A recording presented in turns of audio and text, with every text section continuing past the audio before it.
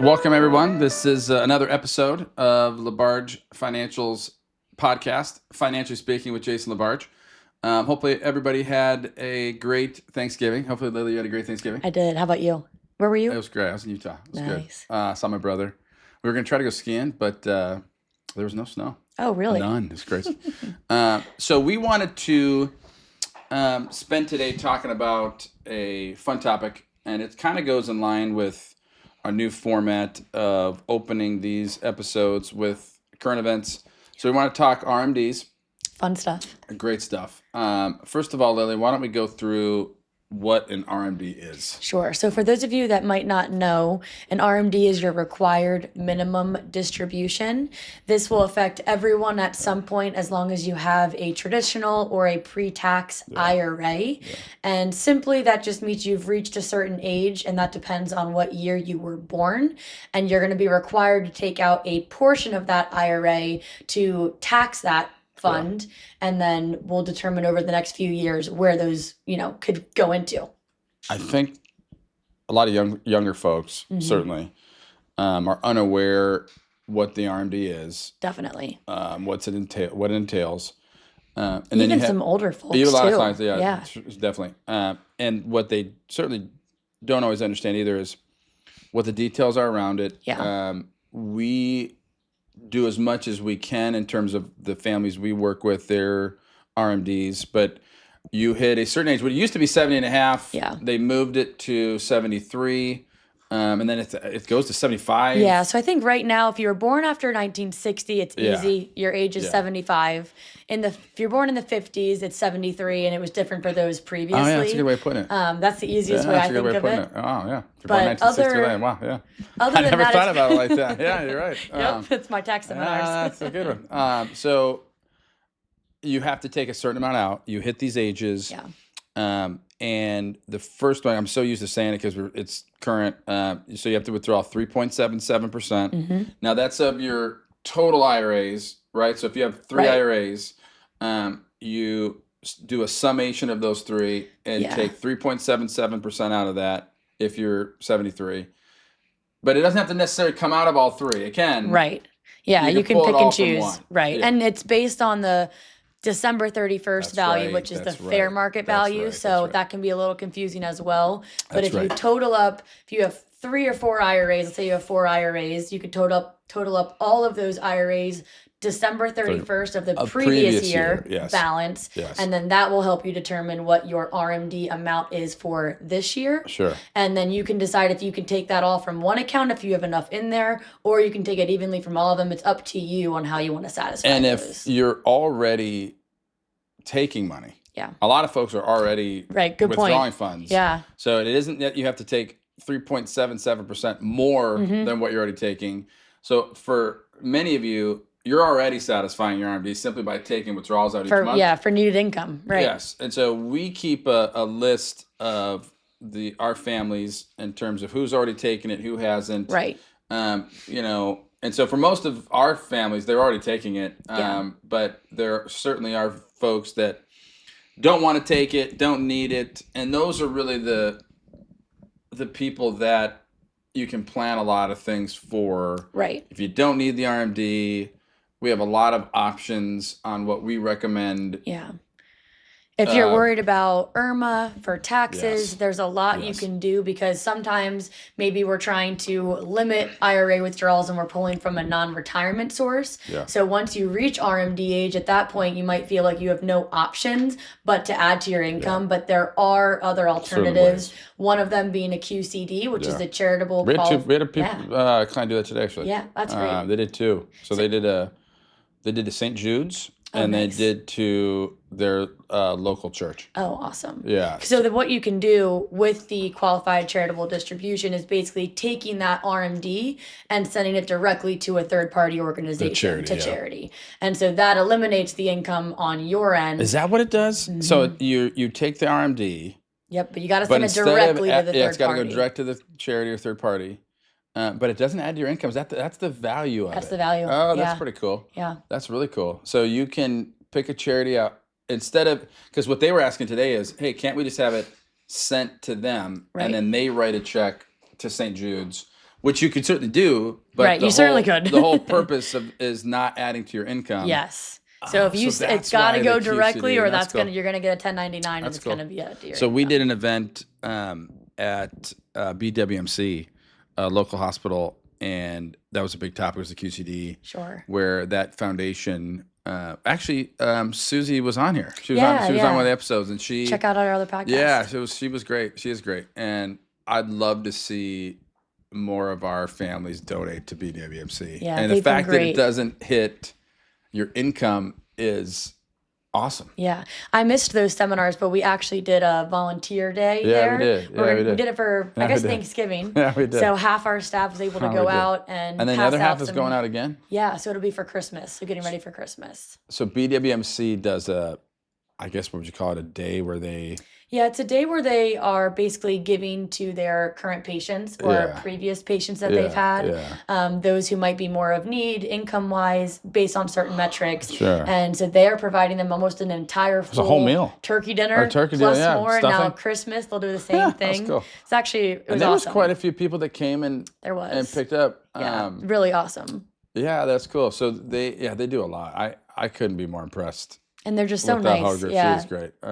So that's a way to avoid the income hitting your account, avoid IRMA, but then fulfill your obligation. Right. Because basically the IRS is saying you have deferred that qualified account long enough. Right. We want our taxes. Yeah. Yeah, those Exactly. accounts are grow tax deferred. They want to start taxing They them. want to start taxing it, and it's 3.77% your first year, but every year thereafter it increases. Right. So I'm if your gonna say account that- value is increasing too, it can And get so pretty it's hefty. double whammy. Like 4.07 or something like that, I think, is the next. the next year. The 3.77 is the first one that I I can know see, for and then sure. it's That just I a know for whole sure. slew. But I think it's just the life expectancy. It table, is. right? It is. It is. Well, actually, I think I don't mean to get too much in the weeds here, but I think you have some options. You can do. There's 3. You can do like a life expectancy. And then there's 2 other choices you have, but most people do the life expectancy, which is the 3.77%. Then it increases thereafter. Yeah. And so most folks use that to pay their bills. Yeah. Others will use it for qualified. Yeah. Others we like to incentivize or recommend clients either take those dollars, put it into a after tax, what I always refer to as a TOD account. Yep. Or even go buy life insurance. Life insurance is a great way Definitely. to leverage those dollars. Put them to work. Put them to work for you, and then then that creates a tax-free bucket Right. for you to use either as a way to pay for long-term care or a way to pass money on to the next generation tax-free. Yeah, definitely. We've been using a lot of that, or just simply going into a TOD. Yeah, makes it easy. Yeah. You just want to make sure that you're meeting the deadline. So you want to get that Yeah. RMD Yeah. distributed by December 31st. We say a safe cutoff is December 15th. Yeah. So check to make sure you have a traditional IRA, or if you have a pre-tax account, that those distributions are set up. You can also set those up automatically. So we have clients that maybe we take do. it monthly as a systematic payment. So each year it satisfies. You even can do it as an annual lump sum payment, maybe for the holidays each year, and that's your Christmas And we have spending people money. we have clients that already have it set up for like December 1st of each year. Yeah. So we can do that, right? If we Yeah. want to have it come out every December 10th, because you generally want to keep the money earning in the account for as long as you can. Exactly. So December 31 of 2024, you get the fair market value that tells you what the account was worth on that day. Then at some point throughout 2025, you have to withdraw 3.77% of that. Yeah. Why take it early when you can let it sit and Definitely. earn? But the negative, I guess, to that is, what if you forget? Yeah. And there used to be pretty hefty penalties. Yeah, I think this still is pretty hefty, I think. Yeah. I think they might have decreased it alleviated a little bit. Yeah, they like alleviated a little 35% bit, or something. but it used to be 50. Yeah, it used to be 50. So Yeah. you don't want to make that mistake. No. And I think it goes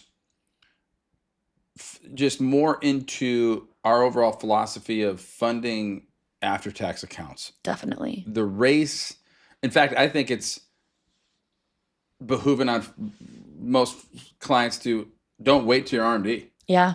As soon as you retire, start Start taking those taking your dollars IRA out. And if withdrawals. you don't need it, put it in an after-tax account. when your children used to be able to stretch the account over their lifetime after your passing, Right. then that lessened the need to do that. But now that that's been, reduced to 10 years, Yeah.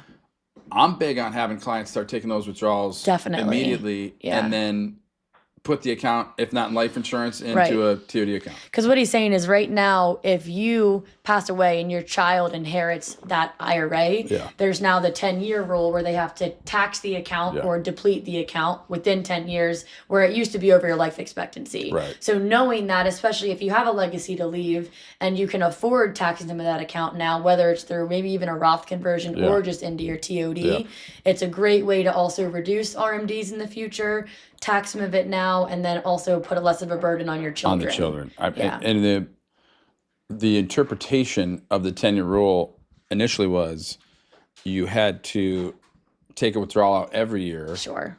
You really don't. You just have to have it liquidated Yeah. by the end of that 10 years. Mm-hmm. But it still makes sense in my mind to withdraw it every year. Yeah. But then again, why not start that process early? So let's say I'm 15 years away from passing away. I essentially stretch that IRA for 25 years. Yeah, right. 15, if you're starting this year till the day I pass away, and then my kids get to do it for 10 additional years. And so I can't think of a single reason why somebody wouldn't do that, other than you have to do it properly. Yeah, taxes. You want to look at your tax return, your tax bracket. But those brackets are huge. Yeah. The 24 bracket is huge.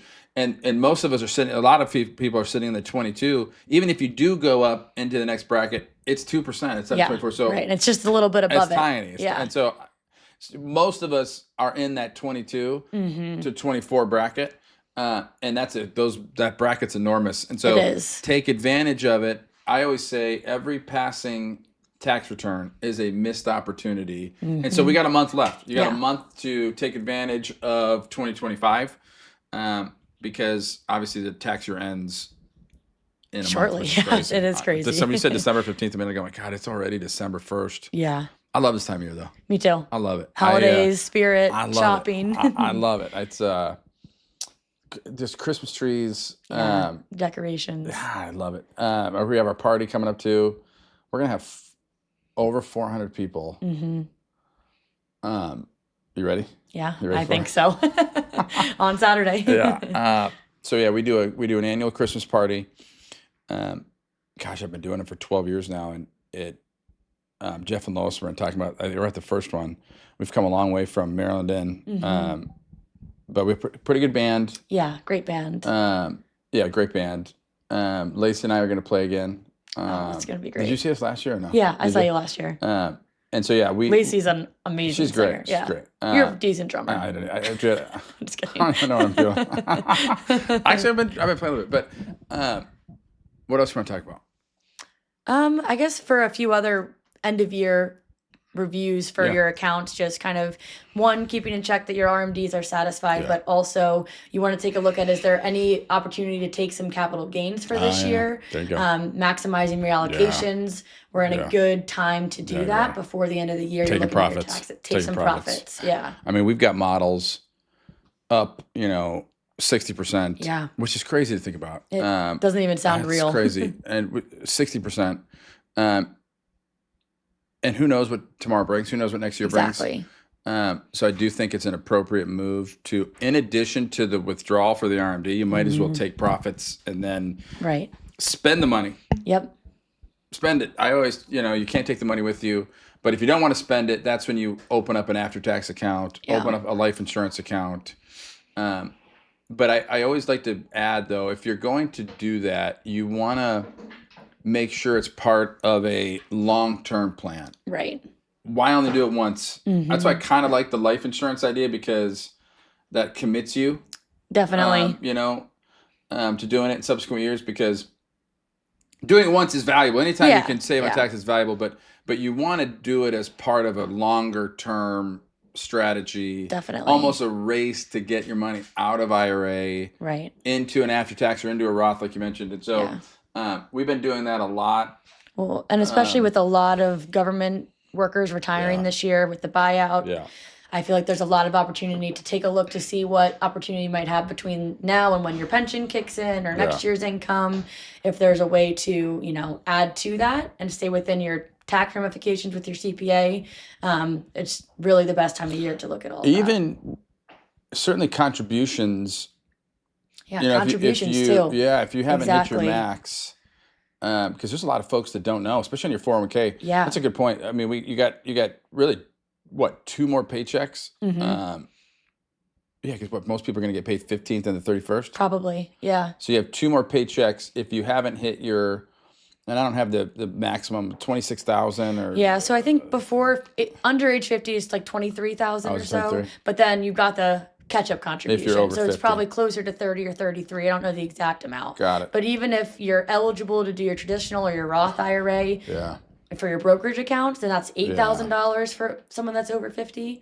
I just had somebody ask me about the simple IRA, so I know that off the top of my head. But that's $20,000. I don't see simples very much. Yeah, not as common. Or even a SEP, if there's if you're self-employed, Yes. business owner, your See SEP what you you've can sold. do a ton. A lot.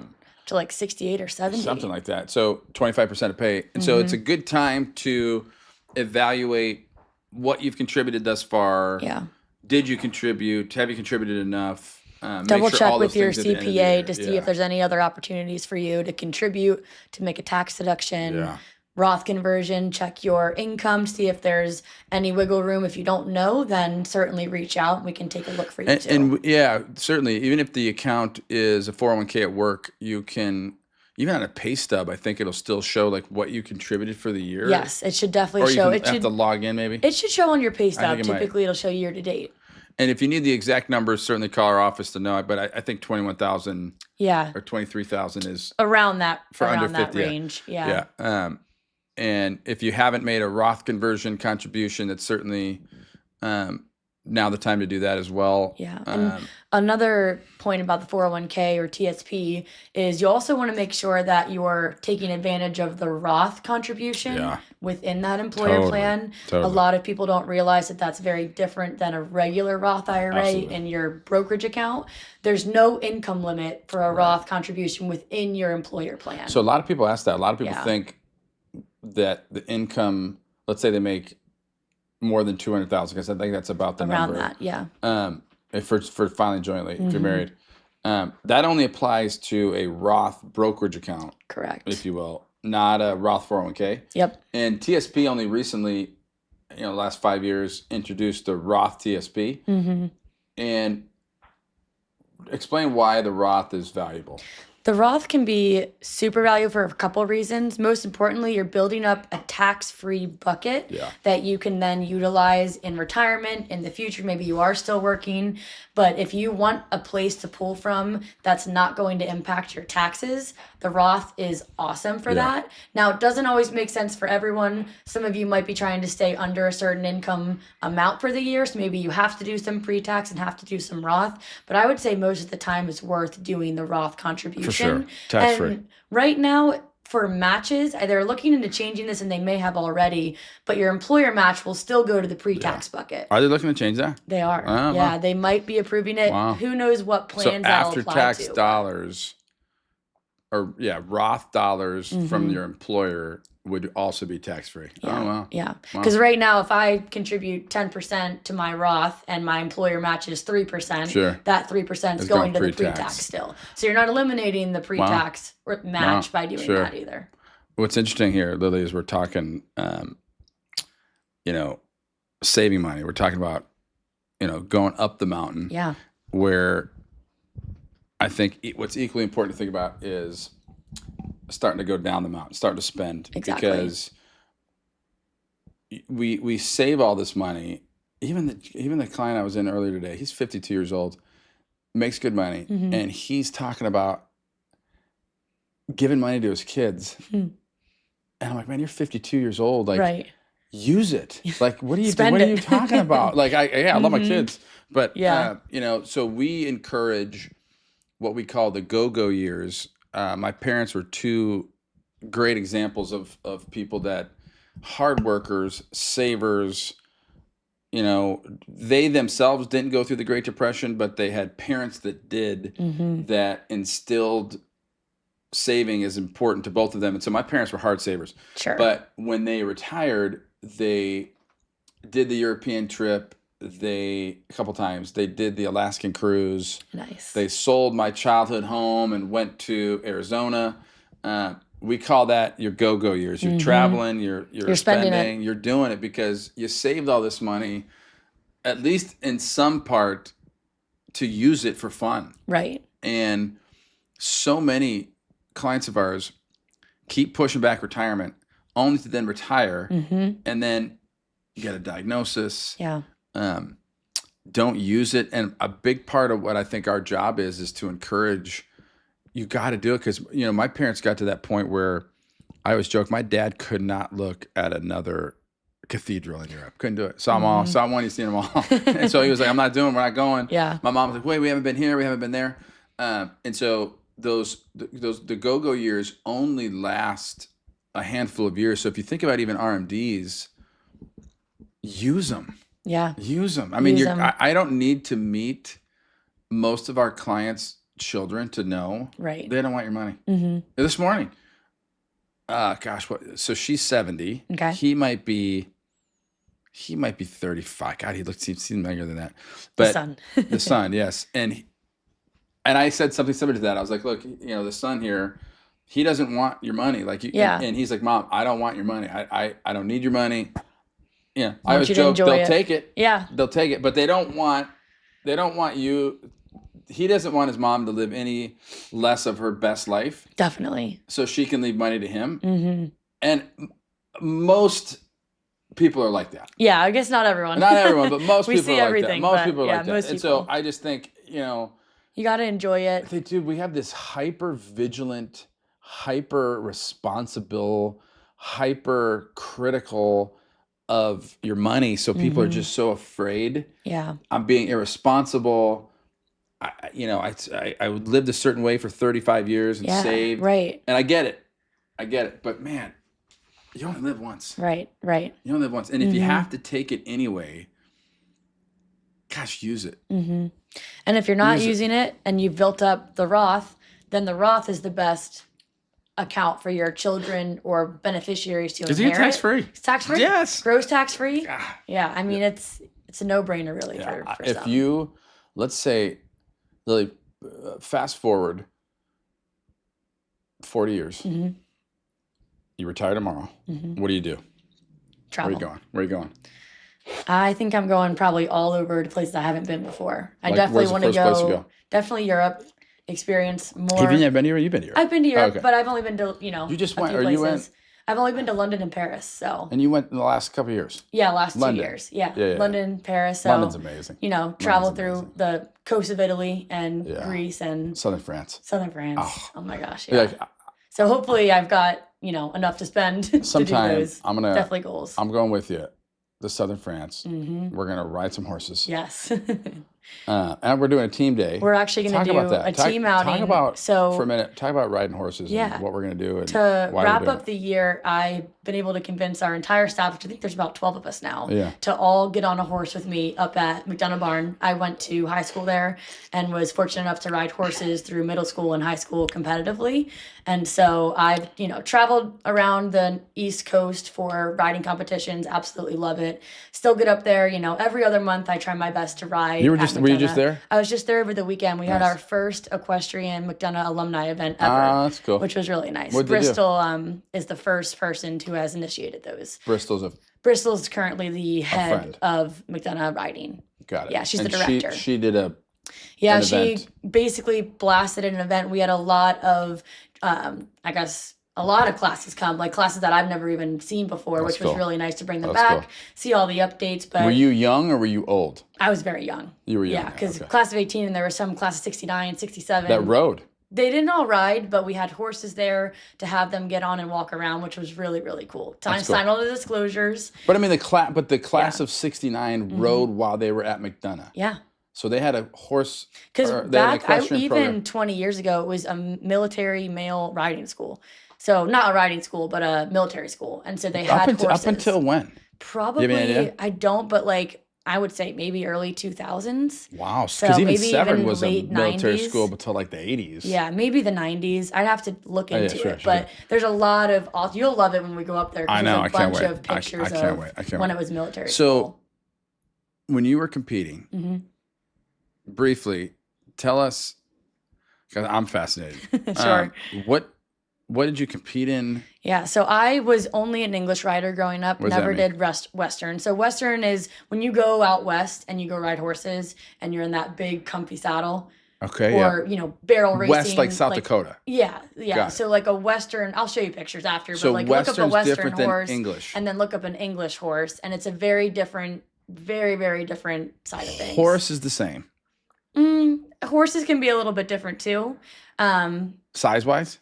Yeah, so it depends because like English riding, I did hunters and jumpers, and so the English saddle, which you guys will all be on, is like a super thin, light saddle. So Smaller. you feel like you're not balancing up there unless you're know what you're doing. Huh. So I'm With excited a to see all Western you on saddle, there. The Western feels like is- you're on a couch, like you're literally because like it's bigger, Mhm. it's more comfortable. Yeah. And the English, English Old- is just a very different story, but the English saddle is basically it's smaller because you're jumping. So the Western saddle is really bad for the horse's back if you're going to jump because it's heavier, it's thicker, Sure. but you're going to stay on better. So for English, for hunter It jumpers, takes more it was skills just on an English saddle. I would say the Skill level. difficulty level is probably the same for what you're trying to do. Because when you're a Western and you're trying to go around barrels and hold on, it can be pretty crazy. So that's how they compete out west. Yeah, and it's a whole world that I probably don't even know Sure. that much in. Sure. But for English, you're more so, especially for hunters, it's presentation. So it's equitation, it's how you look, it's like literally everything that you're doing on the horse. It's not how the horse speed. is moving.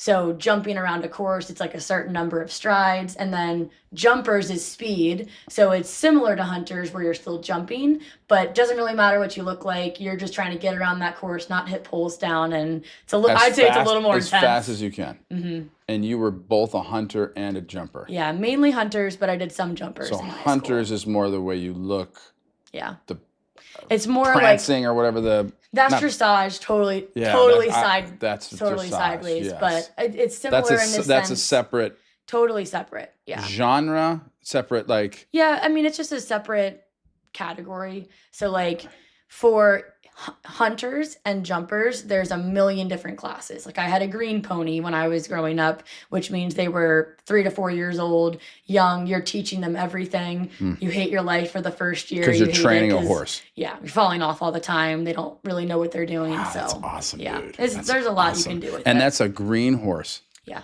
because they're green. hmm And then after the green horse, you go to one that's more advanced. It's just anything else. So like anything on a trained horse is just not green. So it's just a 'cause they're trained. normal, 'Cause they're because they're trained. Exactly. So it takes more skill in a green horse. Yeah, I mean, you definitely have to know what you're doing. And you have to not be as scared or intimidated by them stopping or refusing jumps and getting like thrown around and Because that happens. yeah. Do people get yeah. injured? Oh yeah. Did you get injured? Yeah, definitely. I've never fall- broken a bone, knock on wood. But fallen off. I've fallen off a lot. Yeah. I've been slammed into the jumps and yeah. That's awesome. So with that all being said, I've got all 12 of us riding on, I think like Yes. the 18th. I but can't wait. we'll have 2 people per horse, I making can't- sure we're good. I can't wait, dude. Yeah, I used to. 'cause I so don't when- think anyone here has rode before. I rode as a kid, hmm but not like competitively. Yeah. Like we would get on a horse and That's go so out. cool though. I bet you were doing Western. We were doing Western. Yeah, We were doing definitely. Western. I had the hat on. I was ready to go. Yep. Yeah, no so helmet. if you need to, no helmet. If you need to find a way to spend your RMD money, Yeah. you can buy a horse. You can certainly buy a horse. You can call Lily. Lily can teach you dressage, hunters. No dressage, but hunters and So- jumpers. But you've never done dressage, or you did? Never. Not Mm-mm. once. No. And that's more. I'd say that's the most like unique style around Is that not here. done at schools, or it is? If you're riding in college, I don't think you're doing dressage. You're not doing dressage. Yeah, We could do a whole episode on equestrian. we could. Yeah, maybe Horses we will. are We'll just see what an our comments They're an say. amazing animal. They are. It's special. And actually, next year, we've chosen a riding organization called Maryland Therapeutic, which we'll go into, I'm sure, in more depth. But they're going to be the organization we choose to support because they do a lot of amazing things. Our vivid vision is to transform the lives of our families, our clients, transform the lives of our staff, and transform the lives of our community. And so Exactly. Every year we pick a nonprofit to, and sometimes more than one, to volunteer, donate money to, etc. Right. And the very first clients we ever had have a son who rode for Maryland Therapeutic. Yeah, I think he hit 20 years there. Did hit 20? Yeah. I mean, amazing human being, amazing organization. They're great. I volunteered there a while ago when I was in maybe middle school. And even from then till now, looking back into it, the expansion that they've had and the impact on the community is amazing. Awesome. How good were you? It's everything. Were you good? I was good. Were you good? Yeah. That's awesome. All right. Well, that is our episode today. Hopefully you enjoyed it. Look forward to seeing you again. Thank you for coming. Thanks, Yes, Lily. thanks so much. Yeah, great. Thank you. Insurance products are offered through the insurance business LaBarge Financial, LLC.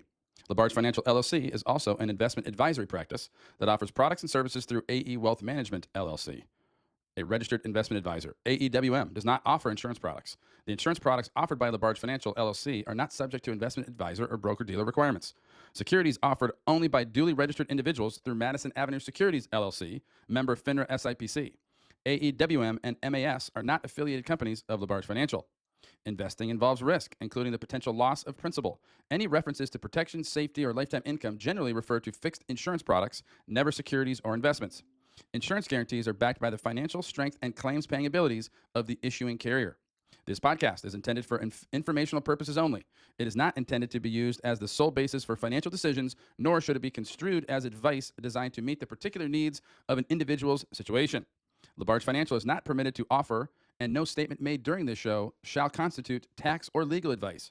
Our firm is not affiliated with or endorsed by the U.S. government or any governmental agency.